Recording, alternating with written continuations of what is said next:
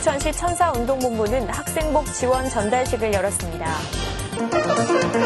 동두천시 장애인 보호 작업장은 햇살촌 콩나물 재배 사업장 개소식을 열었습니다. 동두천시 지역사회복지 대표협의체 회의가 열렸습니다. 시청자 여러분 안녕하십니까? 2월 넷째 주 두드림 주간 뉴스입니다. 새학기를 맞아 두드림 동두천의 뜻깊은 행사가 열렸습니다. 관내 어려운 학생들에게 학생복을 지원하는 천사운동본부의 학생복 지원 전달식인데요. 우리 청소년들이 많은 분들의 사랑으로 더욱 밝은 미래를 꿈꾸기를 희망합니다. 동두천 천사운동본부는 지난 20일 관내 저소득 청소년 50여 명을 대상으로 학생복 지원 전달식을 열었습니다. 올해 8번째를 맞는 이번 행사에는 천사운동본부의 김규웅 본부장과 동두천 시장 등 수의 학생과 가족들이 참석해 청소년들의 밝은 앞날을 응원하며 뜻깊은 시간을 함께했습니다. 천사운동본부의 학생복 지원 사업은 2007년에 시작됐으며 관내 저소득 청소년들의 희망과 용기를 북돋아주기 위해 시작된 동두천의 대표적 나눔 운동입니다. 세코닉스와 최인김 치과위원이 후원하며 신청 가구들에 대한 실사를 거쳐 대상자를 선정하여 학생복을 지원하게 됩니다. 장애인들의 꿈터인 햇살 꿈행 카페와 더불어 햇살촌 콩나물 재배 사업장이 문을 열었습니다.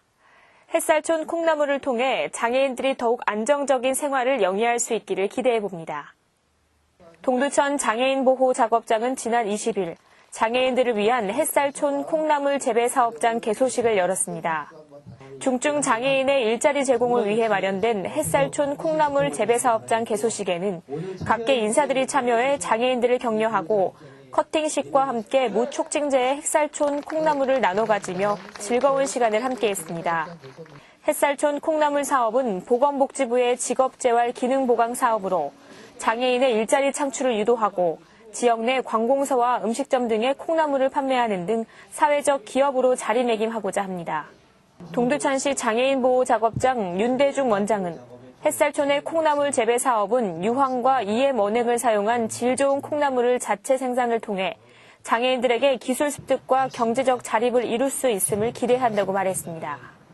동두천시의 보다 나은 삶을 위해 2013년 지역사회복지계획을 되돌아보고 앞으로의 핵심 과제에 대해 논의하는 지역사회복지 대표협의체 회의가 열렸습니다. 동두천 시민의 생활 여건과 복지의 밝은 미래를 기대해 봅니다. 동두천시는 지난 25일 동두천시 지역사회복지 대표협의체 회의를 시청 상황실에서 열었습니다. 이날 회의는 2013년도 연차별 지역사회복지계획에 대한 실적을 평가하는 것으로 총 8개 부문 99개 세부 사업에 대한 시행 실적을 심의했습니다. 또한 공공복지시설의 효율성 증대와 고령사회 고착화 및 취약계층의 높은 비율 등 동두천시 지역복지의 핵심 과제에 대해 대안을 마련하는 시간을 가졌습니다.